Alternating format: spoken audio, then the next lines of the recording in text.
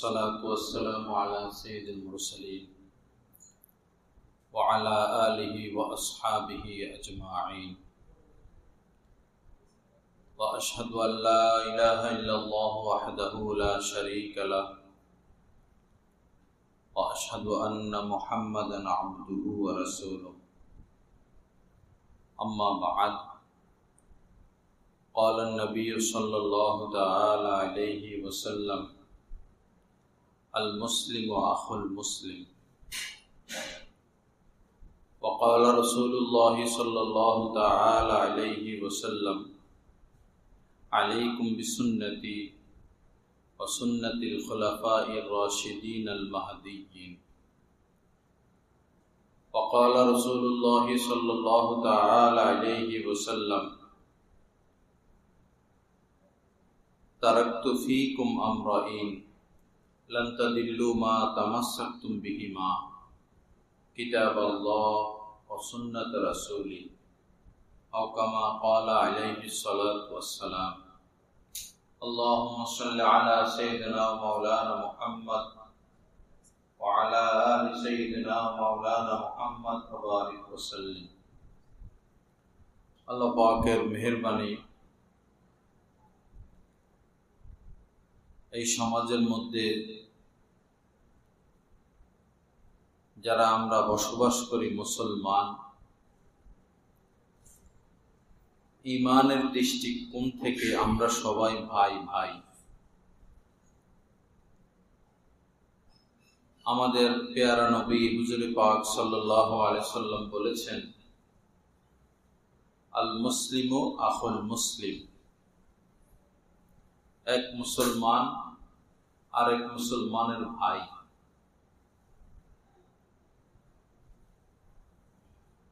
এবং পবিত্র কোরআনে রব্বুল আলামিন বলেছেন,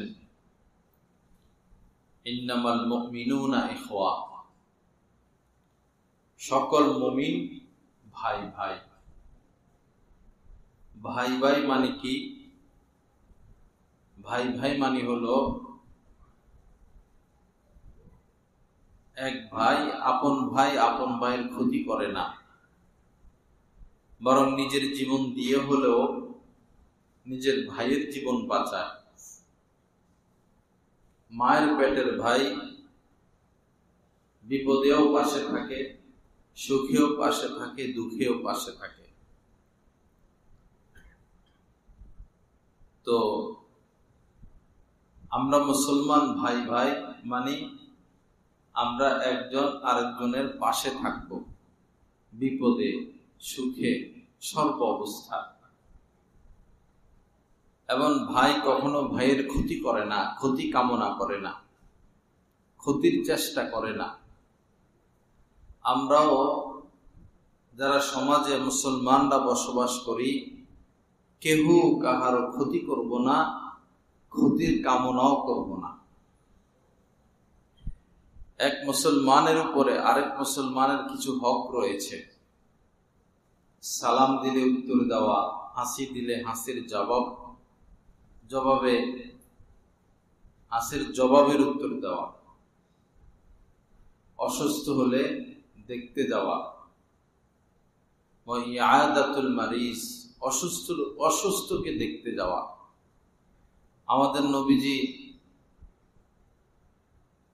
তার কোন সাহাবী অসুস্থ হলে শুনলে সুযোগ পেলেই তিনি চলে যাইতেন, রোগী দেখতে যাইতেন, সান্ত্বনা দিতেন। এটা নবীজির আদর্শ। আমাদের নবীজি এমন ছিলেন যে জীবনে কখনো মিথ্যা কথা বলেন নাই, কখনোই না। মা কাযাবা রাসূলুল্লাহি সাল্লাল্লাহু আলাইহি সাল্লাম ফি হায়াতিহি কত্ত, নবীজি তার জীবনে কখনো মিথ্যা কথা বলেন নাই। আর আমাদের উপরে একই হুকুম, সত্য কথা বলা। ফাজতানিবু কাওলা যুর, মিথ্যা ছেড়ে দাও। আজ আমরা নবীজির আদর্শের উপরে নাই। সন্তান পিতার সাথে মিথ্যা কথা বলে বসে, পিতা সন্তানের সাথেও অনেক সময় মিথ্যা কথা বলে বসে। দোকানদার, ব্যবসায়ীরা মানুষের সাথে অনেকেই মিথ্যা কথা বলে বসে, পণ্য বিক্রি করার জন্য মিথ্যা বলে বসে। এটা আমাদের পেয়ারা নবীর আদর্শ না। আমাদেরকে আমাদের নবীজির আদর্শ মোতাবেক চলতে হবে, তখন সফলতা, তখন কামিয়াবি। নবীজির আদর্শের বাহিরে কোনো আদর্শ নাই। নবীজির শিষ্টাচারের বাহিরে কোনো শিষ্টাচার নাই। নবীজির সুন্নতের উপরে কোনো চিকিৎসা নাই। নবীজির সুন্নতের উপরে কোনো বিজ্ঞান নাই।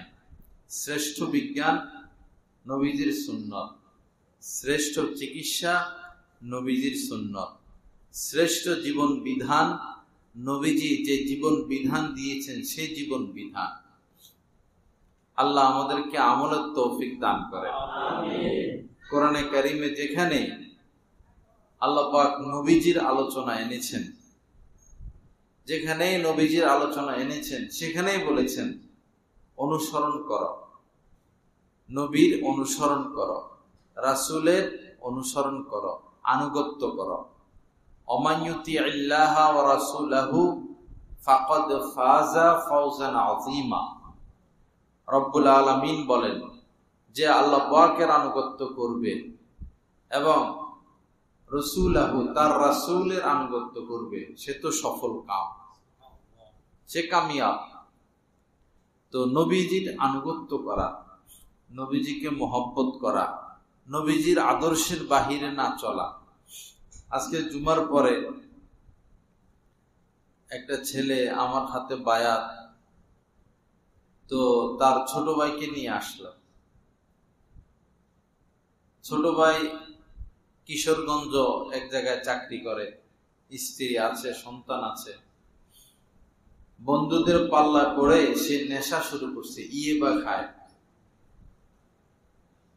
পরে দেখলাম ছেলেটা যে দাঁড়ায় আছে, দাঁড়ায় থাকতে পারে না, চেহারা সুরত হনুমানের মতো, বাননের মতো আরো নিকৃষ্ট হয়ে গেছে।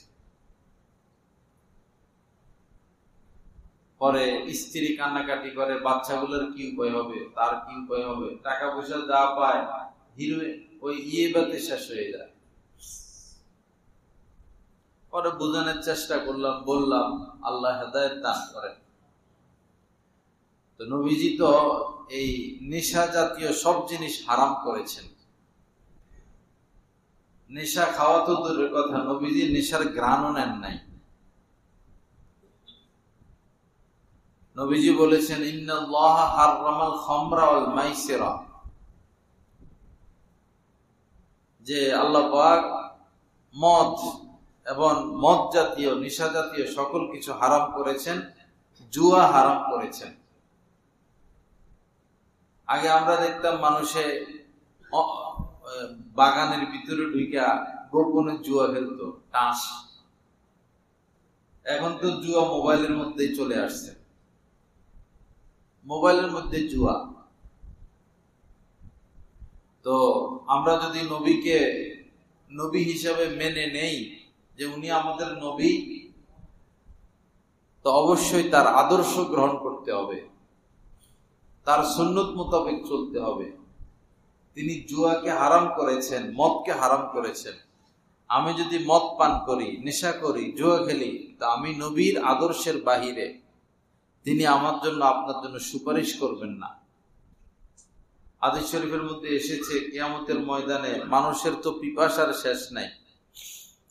তো নবীজি হাউজে কাউসারের পাশে দাঁড়াবেন আর মুসলমানদেরকে পানি পান করাতে থাকবেন। সুবহানাল্লাহ। কিছু লোক যাবে পানি পান করতে, নবীজি তাদেরকে দেখে চিনবেন, এরা আমার উম্মত, তারাও নবীজিকে দেখে চিনবে।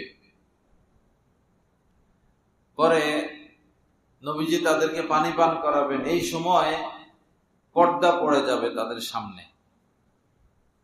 নবীজি এবং তাদের মাঝে যে ফাঁক, এই ফাঁকে পার্থক্যে পর্দা পড়ে যাবে। তখন নবীজি বলবেন যে এটা কেন করলা সাহাবায়ে কেরামকে, এরা তো আমার উম্মত, এদেরকে তো আমি চিনলাম। ফেরেশতারা বলবে ইয়া রাসূলুল্লাহ, এরা আপনার উম্মত সত্য, কিন্তু আপনি দুনিয়া থেকে আসার পর এরা আপনার দিনকে পরিবর্তন করে ফেলছে। আপনি যে দিন রেখে এসেছেন, দিন ধর্ম, এটার মধ্যে তারা পরিবর্তন আনছে।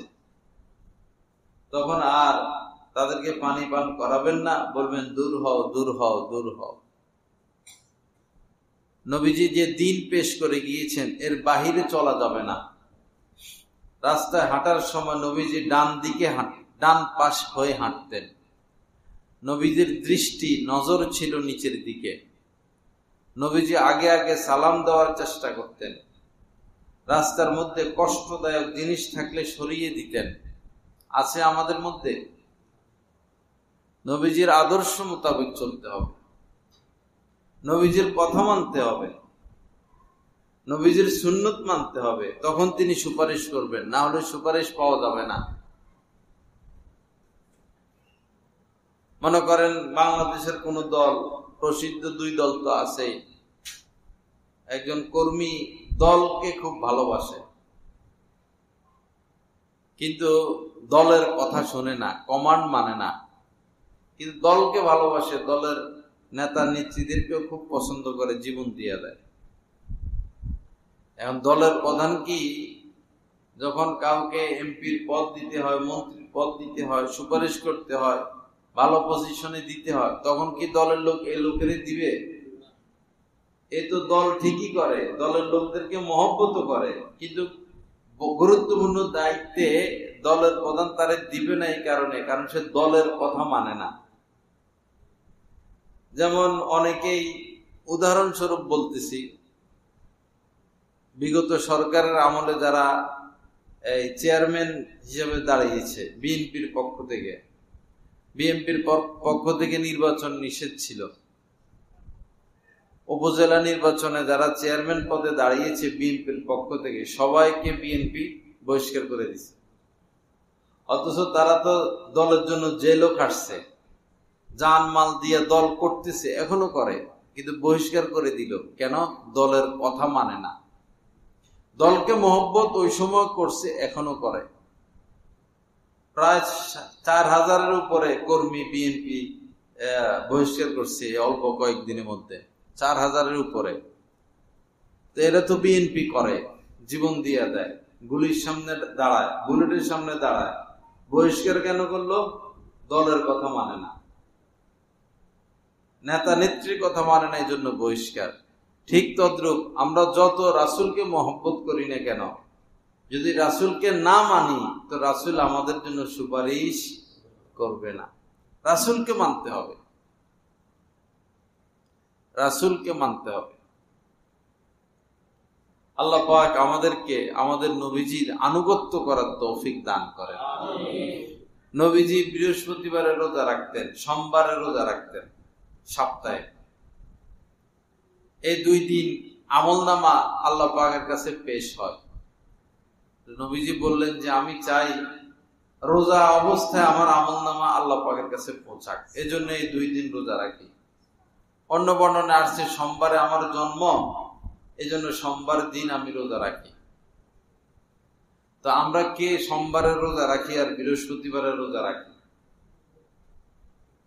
নবীজির সারা জীবনে এই মহাগুণ নবীজির কাছে ছিল। কেউ নবীজির কাছে কোনো কিছু চাইলে তাকে নবীজি ফিরিয়ে দিতেন না, লা না এ কথা তিনি কখনো বলতেন না। আমরা তো প্রতিদিনই কতজনকে বলি, রাস্তাঘাটে ফকির টকির দেখা হয়, কেউরে দেই কেউরে দেই না, পরে আসেন মাফ করেন, কত কথাই বলে। নবীজি তার জীবনে কাউকে খালি হাতে ফিরিয়ে দেন নাই। বরং এমন হয়েছে যে এসে নবীজির কাছে চাইছে, দেওয়ার মতো কিছু নাই, নবীজির কাছে দেওয়ার মতো কিছু নাই। তখন নবীজি তাকে নিরাশ করতেন না, বলতেন তুমি আমার কথা বলে কাহারো কাছ থেকে ঋণ নিয়ে নাও, ধার নিয়ে নাও, আমার কাছে টাকা পয়সা আসলে আমি পরিশোধ করে দিব। এরকম দয়াল নবী পাওয়া যাবে? সকল নবীদেরকেই আল্লাহ পাক বিশেষ একটা পাওয়ার দিবেন, যে কোনো একটা দোয়া নিশ্চিত কবুল করবেন। সকল নবী হিসাবে, চেয়ারম্যান হিসেবে তার একটা পাওয়ার থাকে, প্রেসিডেন্ট হিসেবে প্রেসিডেন্টের একটা পাওয়ার থাকে। নবী হিসেবে সকল নবীর একটা পাওয়ার ছিল, এই দোয়া আল্লাহ কবুল করবেনই করবেন, যেইটা দোয়া করবেন সেটাই কবুল করবেন। তো দুনিয়ার এই জমিনে সমস্ত নবীরা এই দোয়া কইরা ফেলছেন, সবাই স্পেশাল পাওয়ারটা কাজে লাগাই দিছেন, আমাদের নবী ছাড়া তিনি ওই স্পেশাল পাওয়ারটা রাইখা দিছেন। হতে পারে কিয়ামতের ময়দানে বলবেন আমার এই গুনাহগার উম্মত সবাই আপনি মাফ করে দেন, হতে পারে না। আমাদের নবীজি জান্নাতে না যাইলে কেউ জান্নাতে যেতে পারবে না। সুপারিশের জন্য সবাই লম্বা হাদিস, আমি সার সংক্ষেপ বলি। হযরত আদম আলাইহিস সালামের কাছে যাবেন কিয়ামতের ময়দানে, মানুষ দাঁড়াইয়া থাকতে থাকতে বিচার কাজ শুরু হচ্ছে না, 50,000 বছর দাঁড়ায় থাকতে হবে। 50 মিনিট কেউ দাঁড়ায় থাকে পারে না, 50 মিনিট মানুষ দাঁড়ায় থাকতে অপেক্ষা করতে পারে না মানুষ। কিয়ামতের ময়দান কত লম্বা? 50,000 বছর। একটু ভাবি, চিন্তা করি। তো সবাই হযরত আদম আলাইহিস সালামকে বলবেন আপনি সবার পিতা, আদি পিতা, আপনি সুপারিশ করেন। বলবেন না না না, আমার কিছু ভুল হয়ে গেছে, তোমরা হযরত ইব্রাহিমের কাছে যাও, আমার সন্তান। হযরত ইব্রাহিম আলাইহিস সালামের কাছে যাবেন, উনি বলবেন না না না না না, তোমরা হযরত মুসার কাছে যাও, তিনি কালিমুল্লাহ, আল্লাহর সাথে কথা বলেছেন। তো হযরত নূহ আলাইহিস সালামের কাছে যাবে, তিনি বলবেন না না না না, লম্বা কথা আমি সংক্ষেপে বলতেছি, তোমরা এই হযরত ঈসার কাছে যাও, তিনি রূহুল্লাহ, কালিমাতুল্লাহ। সবাই হযরত ঈসা আলাইহিস সালামকে ধরবেন, আল্লাহকে বলেন যেন সুপারিশ করতে, তিনি অস্বীকার করবে, বলবো না। সবাই ভয় পায় আর কি, ভয় পাইতেছে যে শেষ নবী মুহাম্মদ সাল্লাল্লাহু আলাইহি সাল্লামের কাছে যাও। নবীজির কাছে আসবেন, পরে নবীজি গিয়ে সুপারিশ করবেন। তো এটা কত আনন্দের বিষয় যে আমরা শ্রেষ্ঠ নবীর উম্মত, আমরা শ্রেষ্ঠ নবীর উম্মত। শ্রেষ্ঠ নবীর উম্মত হিসেবে আমাদের দায়িত্ব ছিল সৎ কাজের আদেশ, অসৎ কাজের নিষেধ। এখন পারিবারিক ভাবেও সৎ কাজের আদেশ নাই, অসৎ কাজের নিষেধ নেই। যিনি নামাজি, ফজরের সময় নামাজ পড়তে চলে আসেন, স্ত্রীও নামাজ পড়লো না, সন্তানরাও নামাজ পড়লো না, সন্তান স্কুলে গেল না, একদিন দুই দিন দেয় মায়, কিরে তুই স্কুলে যাস না, দেয় মায়। সন্তান যে মাসকে মাস নামাজ পড়ে না, একদিন তো মাইর দিল না। স্কুলে না গেলে মা বাবার মাথা খারাপ হয়ে যায়, কিরে স্কুলে গেলি না, দৌড়া বাইন্দে স্কুলে নিয়ে যায়। ভালো কথা, শিক্ষিত হবে, ভালো কথা। তো এই যে ফজরের নামাজ পড়ে না, জোহরের নামাজ পড়ে না, ঘন্টাকে ঘন্টা টেলিভিশন দেখে, ঘন্টাকে ঘন্টা মোবাইল টিপে, মেয়েদের সাথে আড্ডা, ছেলেদের সাথে আড্ডা, কয়দিন বিচার করলো পিতা? বিচার তো এখানে না করবে। সৎ কাজের আদেশ, অসৎ কাজের নিষেধ রাষ্ট্রীয়ভাবে সম্ভব না হইলে, আন্তর্জাতিকভাবে সম্ভব না হইলে, এলাকা কেন্দ্রিক সম্ভব না হলেও ঘর কেন্দ্রিক তো সম্ভব। ঘরে তো করা চাই, কই নাই তো। আল্লাহ হেফাজত করেন। শ্রেষ্ঠ নবীর উম্মত, সেই হিসেবে আমাদেরকে শ্রেষ্ঠত্বতা বজায় রাখতে হবে। রাসূলের সুন্নত সর্বক্ষেত্রে, সর্বক্ষেত্রে রাসূলের সুন্নত। এই যে লাশটাকে কবরে, মানুষ মারা গেলে কবর দেয়, গোসল করা, জানাজা পড়ে, লাশটা কবরে রাখে, এখানেও তো সুন্নত নাই, এখানেও সুন্নত নাই। গত কয়েকদিন আগে আমার এক আহবাব, তার আব্বা মারা গেছেন, পরে গেলাম গোরস্থানে, যাই দেখি সুন্নত তরিকা কবর খনন করে নাই, কবরের ভিতরে আরেকটা গর্ত করতে হয়।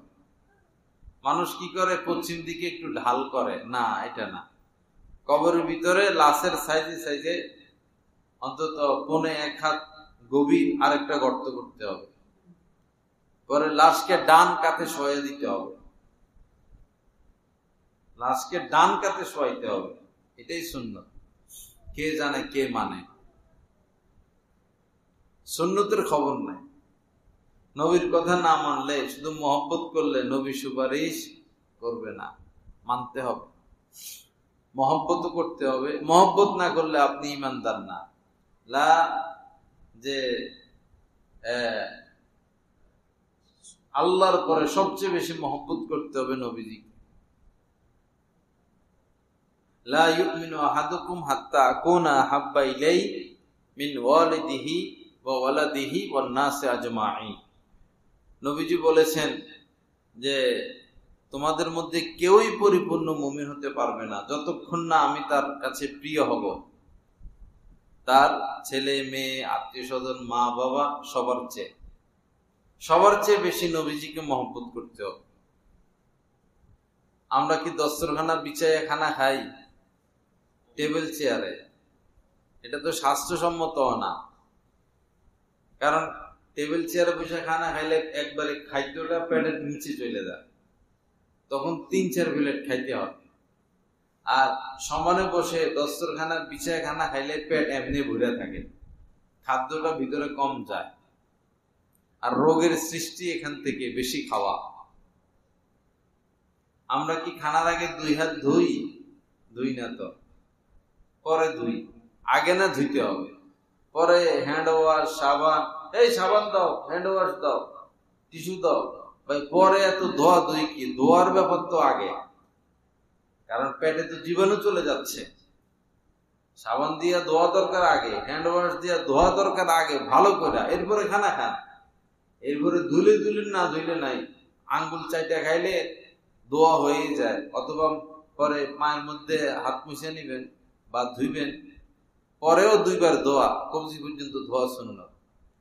কিন্তু পরে ধোয়ার ব্যাপারে সবার গুরুত্ব, বেসিং টেসিং এই সে। আগের ধোয়ার ব্যাপারে আঙ্গুলের মাথা কোন রকম এরকম শয়তানি করে, এরকম করে এক হাতটাও ধোয় না। নবীকে তো মানা হইল না, নবীকে মানা হইল না। নবীজি একদিন আসরের নামাজ পড়াইছেন। আসরের নামাজ পড়াইয়া সাহাবাদের দিকে ফিরে বসতেন। তো ওই দিন আসরের নামাজ পড়াইয়া দ্রুত বের হয়ে গেলেন মানুষের ফাঁকে ফাঁক দিয়া। কখনো এমন করতেন না। বাসায় চলে গেছেন, পরে আবার চলে আসছেন। এসে দেখলেন যে সাহাবায়ে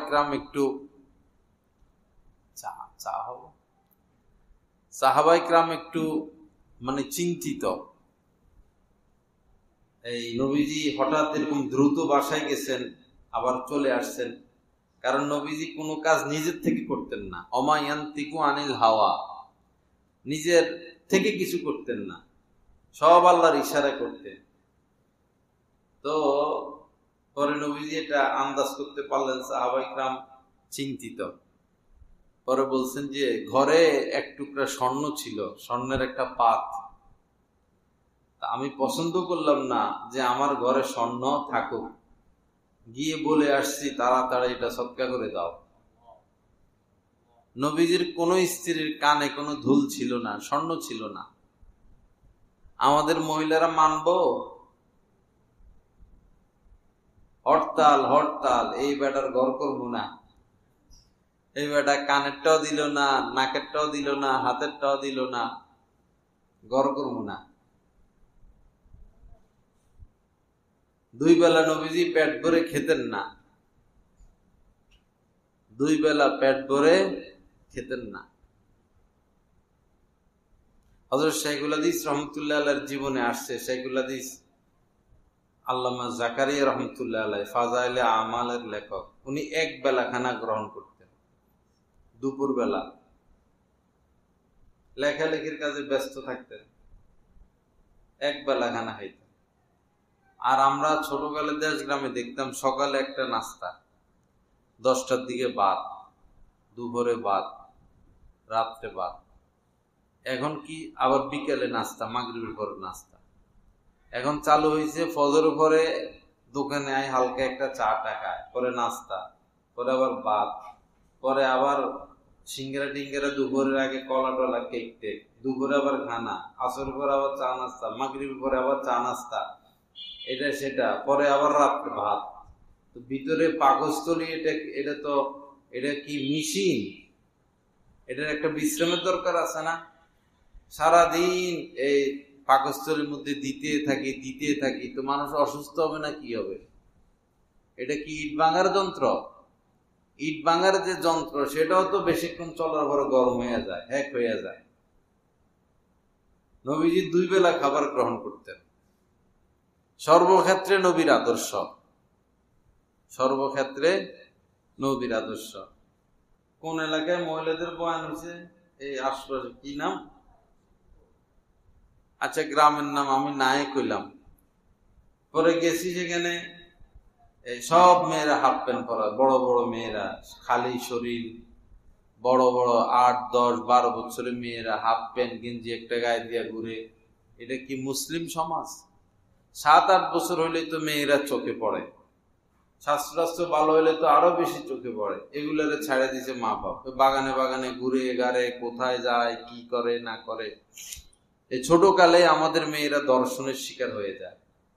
একটা বড় মেয়ে সে নিজেকে সেভ করতে পারে, কন্ট্রোল করতে পারে, ছোট মেয়েরা পারে না। এগুলো চিপস একটা দিলে এরা নরম হয়ে যায়। ছোট মেয়েদেরকে চোখে চোখে রাখতে হয়, সাবধানে রাখতে হয়।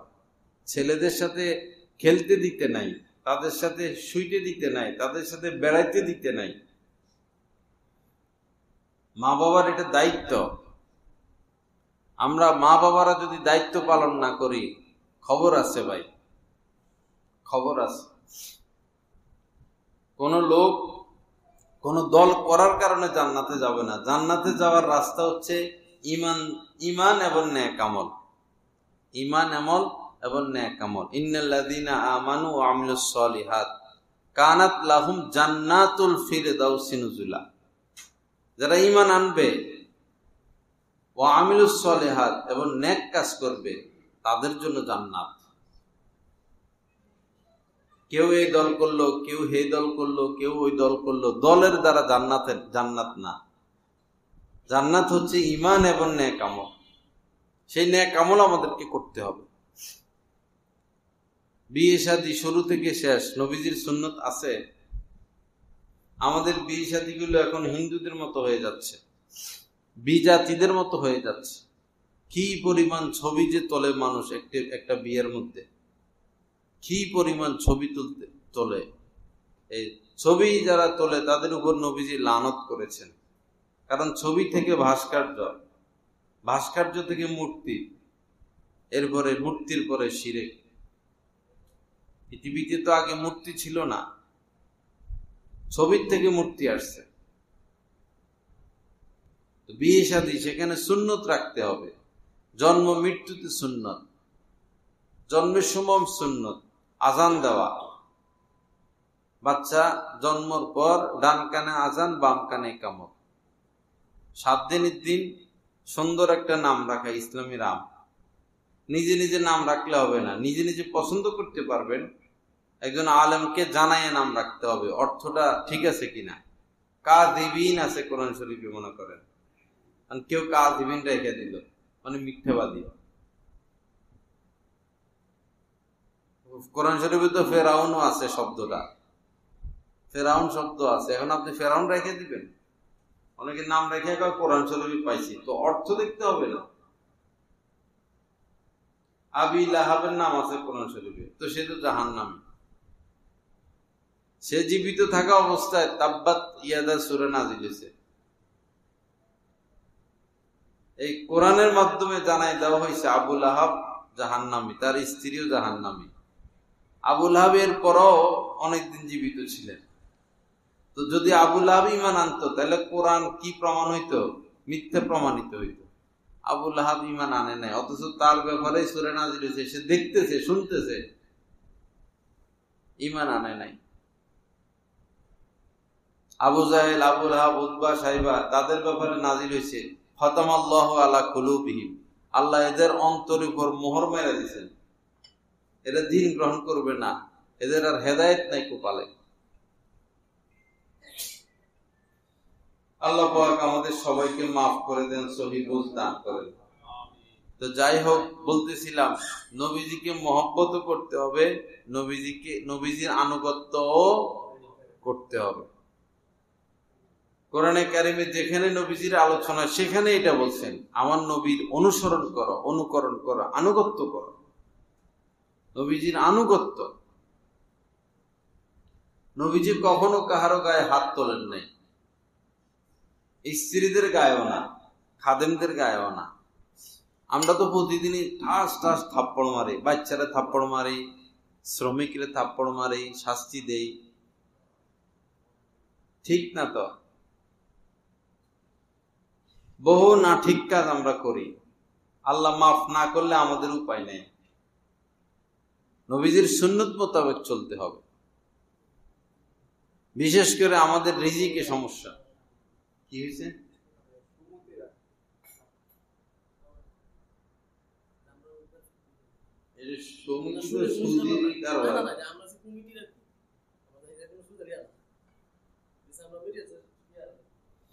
ব্যাংকের থেকে অনেক কিছু ক্যালেন্ডার দেয়, প্লেট দেয়, এগুলো ব্যবহার করা যাবে না। কাপ দেয় ব্যাংকের, তাদের কোনো দাওয়াতেও যাওয়া যাবে না, এখানে সুদের টাকা দিয়ে সব করে। অনেক জায়গায় গেলে, গতকালকে ওদের গ্রামে গেছি বয়ান করতে, আমারে পানি দিছে ব্যাংকের গ্লাস দিয়া। পরে আমাদের জাহিদে কয় যে এটা ব্যাংকের গ্লাস, পরে আমি আর পানি পান করি নাই। আর যদি ইসলামী হুকুমত থাকতো, আলেম ওলামা দেশ চালাইতো, তাইলে সুদমুক্ত ঋণ দিত। সুদমুক্ত ঋণ, সবাই ঋণ নিয়ে ব্যবসা করুক, অসুবিধা নাই। আফগানিস্তানে সুদমুক্ত ঋণ বাইর হয়েছে, ইসলামী সরকার। এই যে রাস্তা, এটা কত 3 মাস হয়েছে তো মনে ভাঙা যায়। আহা, মানুষের কষ্ট। কিশোরগঞ্জ ভৈরবের রাস্তাটা আগে না বুঝতাম, চোর ডাকাতি করে, চুরি ডাকাতি করে খাই ফেলতো। এখন কে চুরি করে? এখন দেশের টাকা যায় কই? কতক্ষণ লাগে রাস্তা এটা ঢালাই দিতে? ধুলা বালি আর মানুষের টায়ার। প্রাইভেট কারের একটা চাক্কা 9,000 টাকা। এই যে পাথরের কণাগুলো একটু এদিক সেদিক থাকলে টায়ারে ঢুকে যায়, 9,000 টাকা শেষ। কত লক্ষ লক্ষ টাকা শেষ হচ্ছে এই রাস্তায় এভাবে ফালাইয়া রাখছে। কোনো দায়িত্ব কর্তব্য নাই এদেশের যারা সরকারি চাকরি চুকরি করে, দায়িত্বশীল লোক খুব কম। কতক্ষণ লাগে একটা রাস্তা? আর সৌদি আরব যান, কাতার যান, ভালো ভালো রাষ্ট্রে যান, রাস্তা ভাঙার আগে রাস্তা করে দেয়। যারা সৌদি ছিলেন, কোনোদিন কারেন্ট গেছে? সৌদি সরকার যদি কোনো লোক 100 কিলোমিটার দূরে যাইয়া মরুভূমিতে বাড়ি বানায়, একটা পরিবার বাড়ি বানাইছে 100 কিলোমিটার দূরে যাইয়া, সৌদি সরকার 100 কিলোমিটার রাস্তা করে দিব এক পরিবারের জন্য। সেখানে কারেন্ট পৌঁছাই দিবে, সরকারে যত সুযোগ সুবিধা করে দিবে।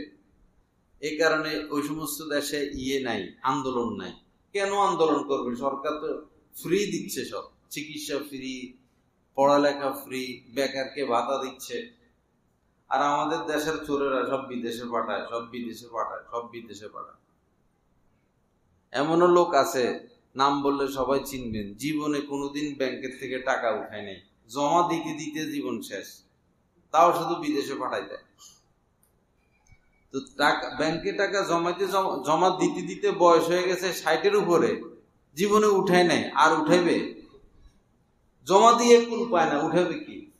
তো তারা একটু জিজ্ঞেস করেন না কি জন্য টাকাগুলো জমাইতেছেন, কার জন্য জমাইতেছেন, আপনার কি কাজে আসতেছে? এতগুলো টাকা যে ব্যাংকে জমাচ্ছেন, বিদেশে পাঠাচ্ছেন। এই দেশের এমপি মন্ত্রীরা টাকা পয়সা বিদেশে না পাঠাইয়া দেশে যদি গার্মেন্টস করতো, কল কারখানা করতো, দেশে ইনভেস্ট করতো, এই দেশে কোনো গরিব মানুষ থাকতো? সব বিদেশে পাঠাইতেন, সব বিদেশে পাঠাইয়া দেয়। বিদেশ কোন দেশ নিজের দেশের টাকা বাইরে পাঠায়? আমেরিকার লোকেরা নিজের দেশের টাকা বাইরে দেয়, চীনের মানুষ নিজেদের দেশের টাকা বাইরে দেয়, এরপরে ইন্ডিয়া নিজেদের দেশের টাকা বাইরে দেয়। শুধু এই বাংলাদেশ এই কামে 1 নাম্বার। এরপরে হইলো রাজতন্ত্র যারা করে, তারা কখন পলাইতে হয়, এজন্য তারা সুইজারল্যান্ডের ওই সুইস ব্যাংকে বিভিন্ন দেশে কিছু টাকা রাখে, আর কেউ নিজেদের টাকা বাইরে নেয় না। 1 নম্বর হইলো বাংলাদেশ। কিন্তু বাঙালিরা ঘুরে গেলে ওই চোরদেরকে রাষ্ট্র পরিচালনার দায়িত্ব দিবে, ঘুরে ফিরে চোরগুলারে ভোট দিবে। ওই চোরগুলোরাই এমপি বানাবে, প্রধানমন্ত্রী বানাবে। সমস্যা আমাদের, হেদের সমস্যা না, সমস্যা আমাদের। আল্লাহ এই দেশকে হেফাজত করেন।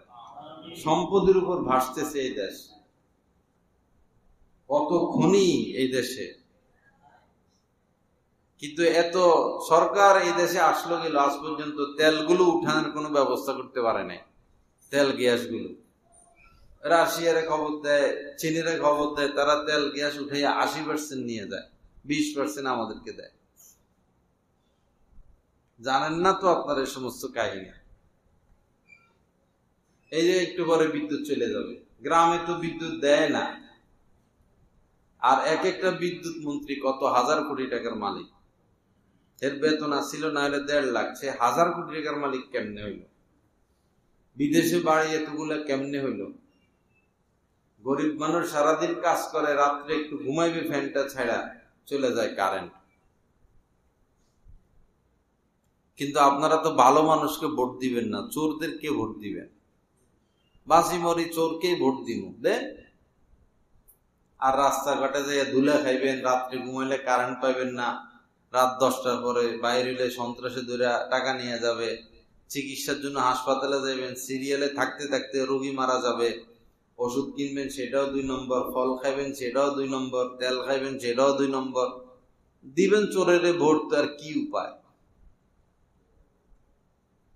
আল্লাহ সহি বুঝ দান করেন, আল্লাহ হেদায়েত দান করেন। লা ইলাহা ইল্লাল্লাহ। আল্লাহ পাক সবাইকে মাফ করে দেন। তো নবীজিকে অনুসরণ, অনুকরণ, নবীজির আদর্শ। তো বাচ্চা জন্মের পর আজান দেওয়া, ছেলে হোক মেয়ে হোক, 7 দিনের দিন এই চুল গুলো কামানো, নাপিত দিয়ে কামাইলে ভালো, নিজেরা কামাইতে গিয়ে যদি আবার ব্যথা পায়, নাপিতে খুব সহজে কামাইয়া ফেলবে,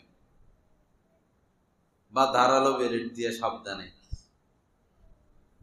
তো এই চুলগুলো কামাইয়া হাত পায়ের নখ কেটে খুব সাবধানে এটাকে মাপ দেওয়া, ওই পরিমাণ স্বর্ণ বা রূপা আল্লাহ রাস্তায় সদকা করা। এখন যদি মনে করেন যে মাপ দিমু জামিলে এই সেই, তাহলে অনুমান করে একটু বেশি দিয়ে দিবেন। দ্বিতীয় সুন্নত। তৃতীয় সুন্নত হলো 7 দিনের দিন ইসলামী নাম রাখা। এরপরে আকিকা, ছেলে হইলে 2টা বকরি, ছাগল বা কোরবানের পশুর 2 অংশ, মেয়ে হইলে 1টা বকরি বা গরুর 1 অংশ। এটা দিয়া আত্মীয় স্বজনকে দাওয়াত দিবেন, একটা অনুষ্ঠান করবেন। কিন্তু আমরা এই অনুষ্ঠান করি না, আমরা করি কি, মুসলমানই করাইলে অনুষ্ঠান করি। সুন্নত বাদ দিছি, সুন্নত বাদ দিয়ে আমরা বেদাত গ্রহণ করছি। সুন্নত হইল 7 দিনের দিন আকিকা। আকিকা না করাইয়া আমাদেরকেও করাইছে, আমাদের মনে আছে, মুসলমানই করানোর পরে পরে আত্মীয় স্বজন সবার দাওয়াত দিয়া অনুষ্ঠান করছে। এরপরে এই কোথায় আজান, কোথায় একামত, কোথায় তাহানি কিছুই করে নাই, জানেও না, কিন্তু উল্টাটা করে, মুসলমানই করাইয়া দাওয়াত দেয় সবাই। ছেলেরা মুসলমানই করাইছে, আসেন দাওয়াত। আবার আরেকটা করে জন্মবার্ষিকী, জন্মবার্ষিকীর দিন অনুষ্ঠান করে, কেক কাটে, হ্যাপি বার্থডে টু ইউ করে, পর্দা নাই, ছবি তোলাতুলি, নাফরমানি। আহা, মুসলমান সুন্নত ছাড়া দিল, মুসলমান সুন্নত ছাড়া দিল। একজন মানুষ মারা গেছে, এখন দাওয়াত খাওয়াবেন, দাওয়াতের অনুষ্ঠান করে সব বড় লোক, চেয়ারম্যান, মেম্বার, কোটিপতিরা। গরিব রে দাওয়াত দেয় না, গরিব যেন না আসে, লাঠি একটা লইয়া দাঁড়ায় থাকে। আমরা দেখি এরকম অনুষ্ঠানে মেম্বার, চেয়ারম্যান, ধনী, আত্মীয় স্বজন সব আসে, আর গরিবেরা পর্দার হে পাশে পাতিলাটা তিলে নিয়ে ঘুরে, হাড্ডিটা দিয়ে নিব, হাড্ডিটা দিয়ে নিতে না দেয় দৌড়ানি। আহা, এরা কি কুকুর যে এদেরকে তাড়াই দিতেছেন? হক তো ছিল এদের। একজন মানুষ মারা গেছে, খাওয়াইলে তো এদেরকে খাওয়াইবেন।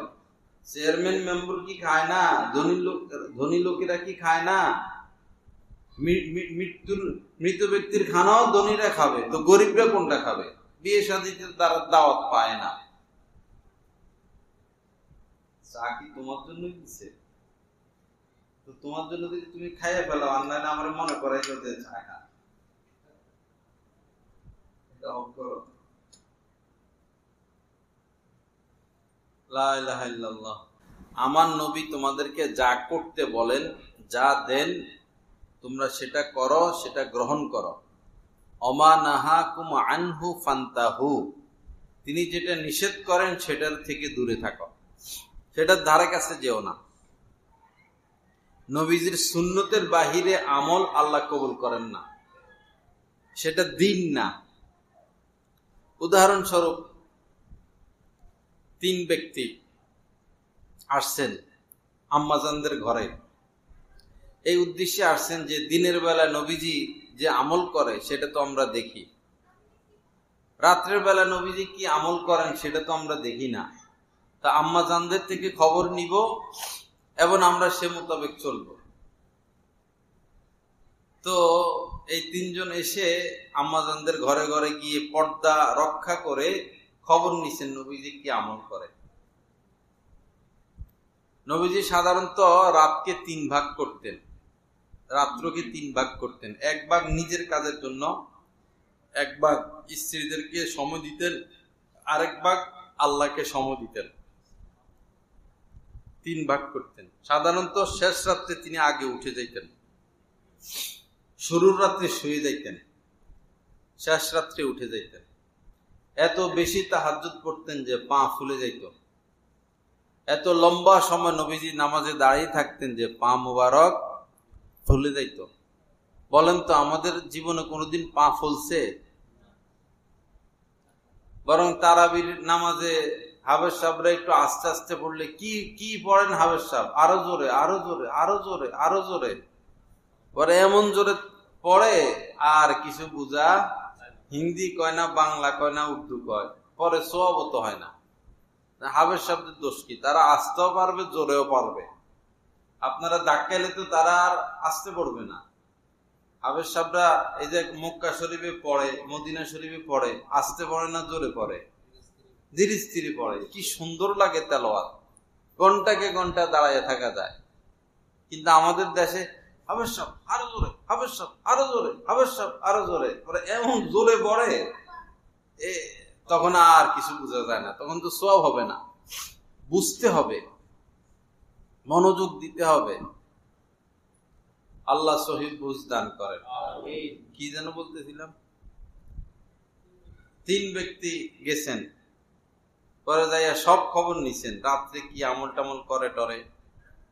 পরে আবার 3 জন এক হইয়া তারা মন্তব্য করতেছে, মানে তাদের কাছে কম মনে হয়েছে নবীজির আমল। আদার ব্যাপারী জাহাজের খবর নিতেছে আর কি, তাদের কাছে আমল কি মনে হয়েছে? কম মনে হয়েছে। গ্রামের ডাক্তারদের কাছে গেলে 1 রোগের জন্য 7-8 রকমের ওষুধ দিয়ে দিবে। আর আপনি এই রোগে যদি বড় ডাক্তারের কাছে যান, 1টা ওষুধ দিবে, 2টা ওষুধ দিবে, 7-8টা আন্দাজেও দেয়, আর কথা কটে অ্যান্টিবায়োটিক দিয়ে দেয়, জোরাজোরি করে রোগ বাইর করে ফেলবো। তো এই 3 ব্যক্তির কাছে আমলটা কম মনে হয়েছে। পরে তারা বলল যে উনি নবী আর আমরা তো সাধারণ মানুষ, উনার সাথে মিল করলে তো হবে না। একজনে বলল, আমি আর জীবনে ঘুমাবো না, বিছানা পিঠ বিছানায় লাগাবো না, সারা রাত ইবাদত করব। একজনে বলল যে আমি আর জীবনে কোনোদিন রোজা ভাঙবো না, সারা জীবন রোজা রাখবো। আরেকজনে বলল যে বিয়ে শাদী করবো না, ইবাদত বন্দিগি করে জীবন কাটাই দিব। অন্য বর্ণনা আসছে, কেউ বলছে যে জীবনে আর গোশত খামো না, বিছানায় পিঠ লাগাবো না, নানান কথা। পরে নবীজি আসছেন কিছুক্ষণ পরে, আয়েশা বলতেছেন, তোমরা কি তারা যারা এমন এমন কথা বলছো, বিয়ে করবা না, রাত্রে ঘুমাইবা না, সারা জীবন রোজা রাখবা? বললো, ইয়া রাসূলুল্লাহ, আমরা তারাই। পরে নবীজি বললেন, দেখো, তোমাদের থেকে আমি আল্লাহকে বেশি ভয় করি। এটা সত্য না মিথ্যা? তোমাদের থেকে আমি আল্লাহকে বেশি ভয় করি, তার নিষিদ্ধ বিষয় আমি বেশি মেনে চলি। আল্লাহ পাকের যে নিষেধ আছে তোমাদের থেকে আমি এটা বেশি মানি, এরপরেও আমি রাত্রে ঘুমাইও এবং ইবাদত করি। আমি বিয়ে শাদিও করেছি, আর দিনের বেলায় আমি রোজা রাখি, কখনো রাখি না। শোনো, মান রগিবা আন সুন্নতি, যে আমার সুন্নতির বিপরীত চলবে, ফালাইসা মিন্নি, সে আমার উম্মতের অন্তর্ভুক্ত না। বড় কঠিন কথা। নবীজির উম্মত হইতে হইলে কি মোতাবেক চলতে হবে? সুন্নত মোতাবেক চলতে হবে।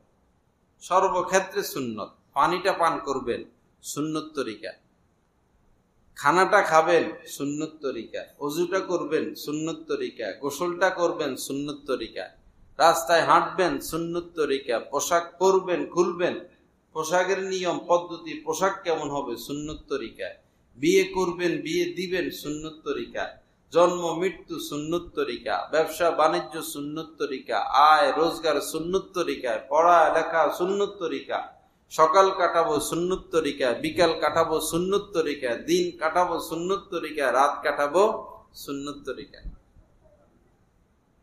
সব নবীজি শিখে গেছেন, কিন্তু আমরা নবীজির সুন্নত জানিও না আর মানিও না। মসজিদে ঢুকতে 5টা সুন্নত। ডান পা দিয়ে ঢুকা, বিসমিল্লাহ পড়া, দুরূদ শরীফ পড়া, দোয়া পড়া। দুঃখিত, ডান পা দিয়ে ঢুকা, ডান পা দিয়ে ঢুকা, বিসমিল্লাহ পড়া, দুরূদ শরীফ পড়া, দোয়া পড়া। এটা একসাথে পড়া যায়। বিসমিল্লাহি ওয়াসসালাতু ওয়াসসালামু আলা রাসূলিল্লাহ। এবার দোয়া, আল্লাহুম্মা ফতাহ লি আবওয়াবা রাহমাতিক। 4টা হইল। 5 নাম্বার সুন্নত হইল ইতিকাফের দোয়া করা, নাওয়াইতু সুন্নাতাল ইতিকাফ মা দুমতু ফি হাযাল মসজিদ, অথবা আল্লাহ আমি ইতিকাফের নিয়ত করলাম। 5টা সুন্নত হয়ে গেছে। এবার মসজিদে এসে তো এখন দেখি মোবাইলও টিপে, পত্রিকা পড়ে মসজিদে বসে বসা, ফেসবুকে ঢুকে মসজিদে বসা, সালাম ফিরে এই মোবাইলটা টিপ মারে। বহু মানুষকে দেখা যাইতেছে এরকম। ইমাম সাহেব সালাম ফিরাইছেনি, এখন ইস্তেগফার পড়বে না। কিসের ইস্তেগফার? মোবাইলটা খুলে অ্যাক্টিভ দিয়ে কি জানি দেখাটাকে আবার পকেটে রেখে দেয়। এই অবস্থা আমাদের। ভাই, যদি লাইফ সাপোর্টে আপনি চলে যান, লাইফ সাপোর্টে, তখন মোবাইল চালাবেন? মাথা ব্যথা, প্রচন্ড মাথা ব্যথা, ডেঙ্গু জ্বর, জ্বর 103-4 ডিগ্রি, ওই সময় কোনো পাগলে ফেসবুক চালায়? কবরের লাশটা রাইখা আসলে কি সাথে টাচ মোবাইল দিয়ে আইব? আচ্ছা, দিয়ে আসলো টাচ মোবাইল, ওয়াইফাই লাইন দিয়ে আইলো, চালাইবেন আপনি? একদিন না একদিন ফেসবুক ছাড়া লাগবে, মোবাইল টিপি ছাড়া লাগবে, কিন্তু সেদিন ছাড়া আর লাভ কি? ভালো তো হইতে হবে। এখন ভালো হইতে হবে। ওই সময় ভালো হওয়ার নিয়ত করলো তো আর সুযোগ নাই। ইন্নাল্লাহা ইয়াকবালু তাওবাতাল আবদি মা লাম ইউগারগির। কতক্ষণ তওবা কবুল করবেন? কতক্ষণ পর্যন্ত? এক হলো সূর্য পশ্চিম দিক থেকে উদিত হবে কিয়ামতের আগে, এর আগ পর্যন্ত আল্লাহ তওবা কবুল করবেন। আর ব্যক্তিগতভাবে গড়গড়া হালত, মৃত্যুর চিহ্ন প্রকাশিত হওয়ার আগ পর্যন্ত তওবা করলে তওবা কবুল করবেন, এরপরে আর তওবা কবুল করবেন না। ফেরাউনও কালেমা পড়ছিল যখন তার মৃত্যুর চিহ্ন প্রকাশ পাইয়া গেছে। ফেরেশতাদেরকে দেখতেছে, চালাক মানুষ তো, তখন কালেমা পড়ে ফেলছে। কিন্তু তার কালেমা গ্রহণযোগ্য হবে না, কারণ সে তো বিল গায়েব কালেমা পড়ে নাই। কালেমা পড়তে হবে, ঈমান আনতে হবে আল্লাহকে না দেখে। মৃত্যুর চিহ্ন প্রকাশ হয়ে গেলে অনেক কিছু দেখে। নেককাররা রহমতের ফেরেশতা দেখে, বদকাররা আযাবের ফেরেশতা দেখে। সে এখনো জীবিত। এখন সে যদি বলে সব টাকা পয়সা ধন সম্পদ সৎকা করে দিলাম, কবুল হবে না। এখন এগুলার মালিক সন্তানরা হয়ে গেছে। এখন সে কোন আমল করলে আমল আর গ্রহণযোগ্য না। ঈমান আনতে হবে গায়েব অবস্থায়। লা ইলাহা ইল্লাল্লাহ। আল্লাহ পাক আমাদেরকে সহি বুঝ দান করেন। আসেন ভাই, ভালো হই, সমাজটাকে ভালো করি, নিজে ভালো হই, সমাজটাকে ভালো করি, পরিবারের মধ্যে দ্বীন কায়েম করি। আমাদের ঘরে এখন আর তেলাওয়াত নাই, শুধু গানের আওয়াজ, ঝগড়ার আওয়াজ, জামাই বোর ঝগড়া, জামাই বোর ঝগড়া। ছেলেকে বিয়ে করাইছে, বস ঝগড়া শুরু, পুকুর কাইটা এখন কুমির ছেড়ে দিছে, ঝগড়া আর ঝগড়া। এই ঝগড়ার মূল কারণ হচ্ছে আমরা দিন ত্যাগ করছি। ঘরে তেলাওয়াত নাই, ঘরে তালিম নাই। ভাই একটা দিনই কিতাব, যেমন আত্মার ব্যাধি ও প্রতিকার, বেহেশতি যেও, ফাজাইলে আমাল, রিয়াজুস সলিহিন, যে কোনো একটা দিনই কিতাব প্রতিদিন 1 মিনিট করে পড়েন না শোয়ার আগে, যে আচ্ছা যাই হোক লম্বা সময় না, 1 মিনিট আমরা শুধু কিতাবটা পড়বো, কামালাতে আশরাফিয়া, বাসারে হাকিমুল উম্মত, যে কোনো একটা কিতাব 1 মিনিট, 1 মিনিট করে পড়ি না, তাও তো মাসে 30 মিনিট পড়া হইল, অনেক কিছু শিখা হবে। ধরিয়ে না পড়িয়ে না। আর বয়ান টয়ান শুনলো বাইরালিদেরটা শুনে, বাইরালিরা কে কি কইছে, ঝগড়া আর কি, এই মুলুবি কি কইছে, এই মুলুবি কি কইছে, এগুলা নিয়ে ব্যস্ত। নেটে যাইয়া বয়ান শোনার কি দরকার, ইউটিউবে যাইয়া।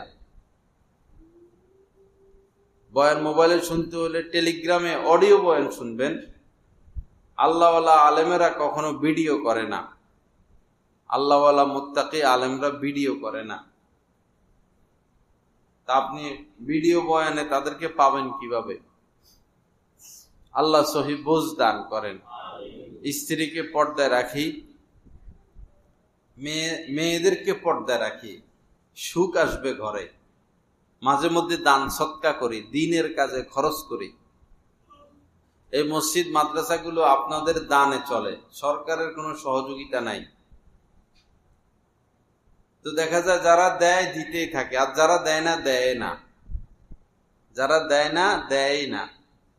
এই টাকা পয়সা কামানি জমানি, কামানি জমানি, পরে মরে, পরে মারা যায়।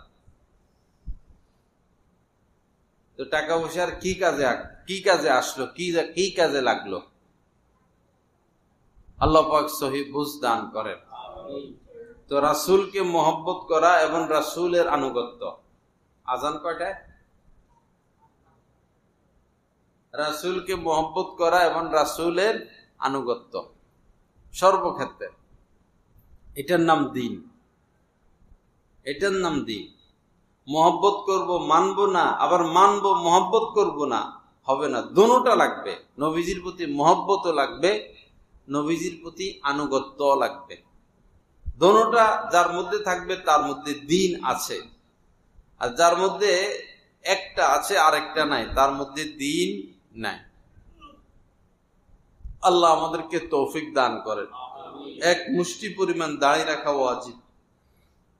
থুতলির নিচ দিক থেকে 1 মুষ্টি, পরে কাটা যাবে। ডান দিক থেকে 1 মুষ্টি, বাম দিক থেকে 1 মুষ্টি, এই দাড়ি রাখা ওয়াজিব।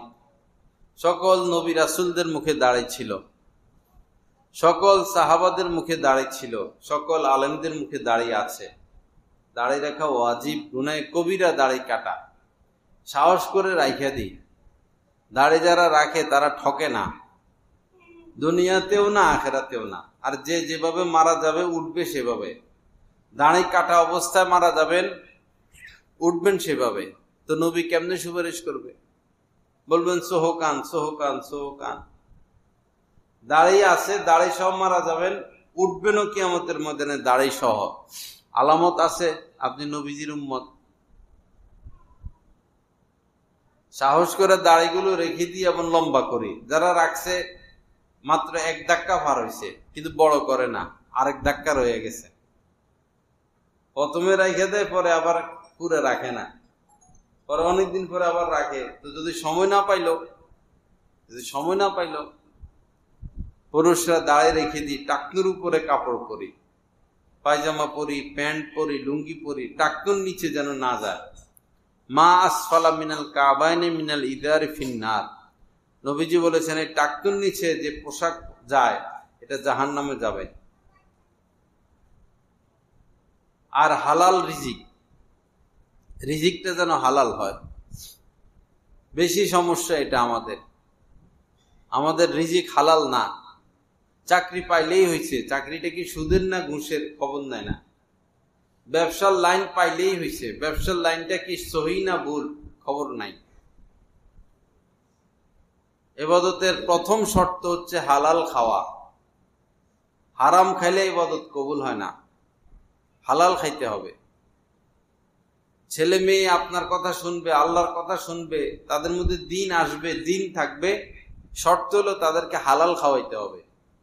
এখন বাচ্চাদের স্কুলের বেতন দেন হারাম থেকে, সুদ থেকে, চাউল কিনেন সুদ থেকে, মাছ কিনেন সুদ থেকে, কারেন্ট বিল দেন সুদ থেকে, তো এগুলো মানুষ হবে কিভাবে?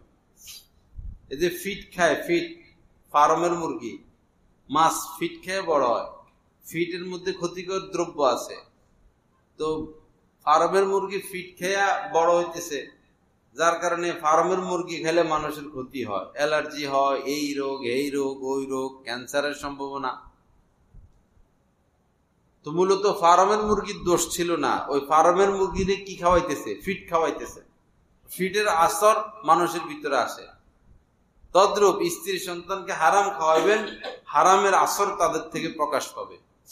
মেয়েটা ওই ছেলে ফেলেদের সাথে গোপনে গোপনে সম্পর্ক রাখবে, ছেলেটা মেয়েদের পিছনে পিছনে ঘুরবে। আপনার স্ত্রী নামাজ রোজা নাই, পর্দা নাই, আপনি শুধু টাকাই কামাইতেছেন। কয়দিন? নাহলে আর 10 বছর, 20 বছর, নাহলে 50 বছর, এরপরে তো কবরেই যাবেন।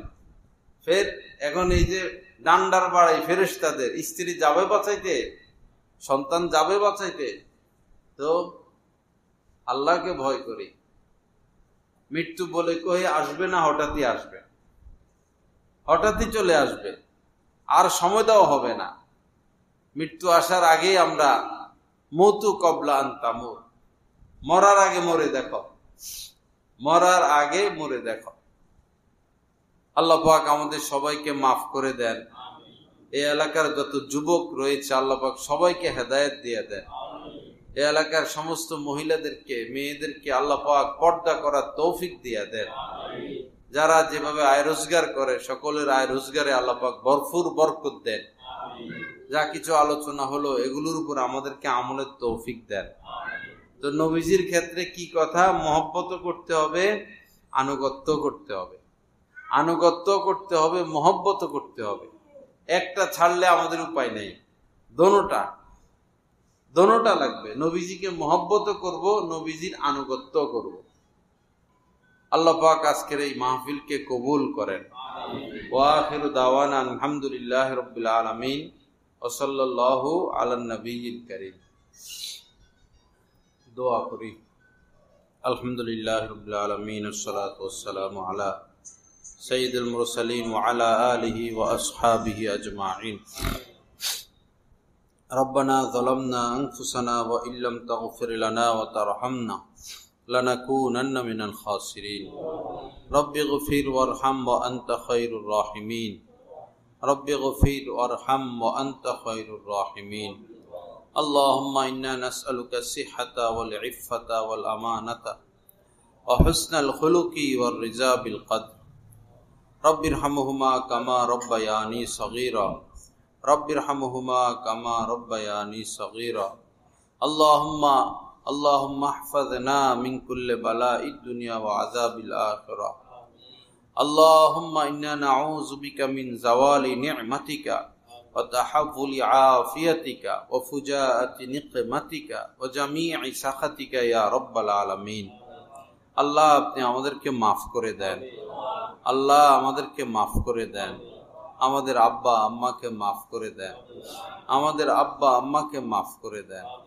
আল্লাহ আমাদের গুনাহগুলো মাফ করে দেন, তামাম বিপদ থেকে হেফাজত করেন, দুশ্মনের দুশ্মনী থেকে হেফাজত করেন।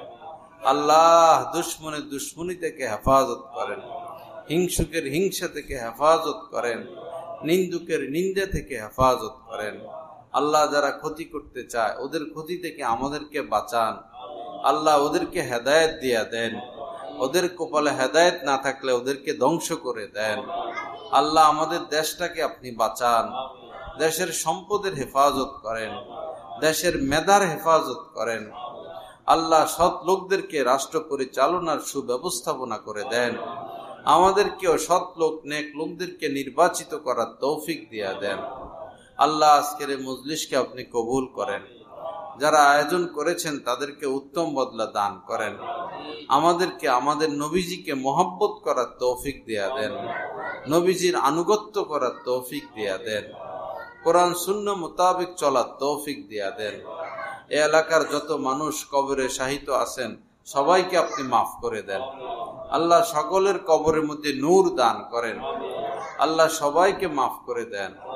আমাদের আত্মীয় স্বজন বন্ধু বান্ধব যারা দুনিয়া থেকে বিদায় নিয়েছেন আল্লাহ সবাইকে আপনি মাফ করে দেন। আমাদের আব্বা আম্মাকে মাফ করে দেন। আমাদের আব্বা আম্মাকে সুস্থ রাখেন, শিফায়ে কামেলা আজেলা নসিব করেন। আল্লাহ অনেক মানুষ বয়ান শুনল, সবাইকে হেদায়েত দিয়া দেন, সবাইকে সুন্নত মোতাবেক চলার তৌফিক দিয়া দেন। এই মসজিদকে আপনি কবুল করেন। যারা মসজিদে টাকা পয়সা দিয়েছে, জমি দিয়েছে, দুনিয়াতে নাই, আল্লাহ তাদেরকে মাফ করে দেন। মুসলমান ভাই ভাই হিসাবে বেঁচে থাকার তৌফিক দিয়া দেন। আমাদের মধ্য থেকে পরস্পর বিদ্বেষ দূরত্ব আপনি দূর করে দেন। দলাদলের মানসিকতা দূর করে দেন। দয়া করে মহব্বতের সাথে বেঁচে থাকার তৌফিক দিয়া দেন। সুবহানা রাব্বিকা রাব্বিল ইজ্জাতি আম্মা ইয়াসিফুন ওয়া সালামুন আলাল মুরসালিন আলহামদুলিল্লাহি রাব্বিল আলামিন। আমিন বিরহমাতিকা ইয়া আরহামার রাহিমিন।